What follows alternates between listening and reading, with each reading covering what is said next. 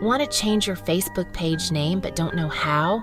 In this step-by-step guide, Step 1. Open Facebook and go to your page.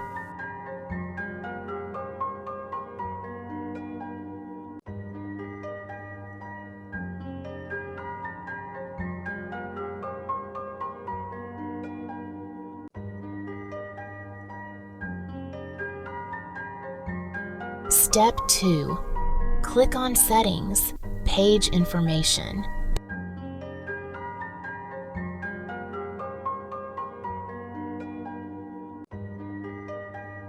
Find Page Setup. Step 3. Find page name and click Edit. Step 4. Type your new page name and click Review, Change.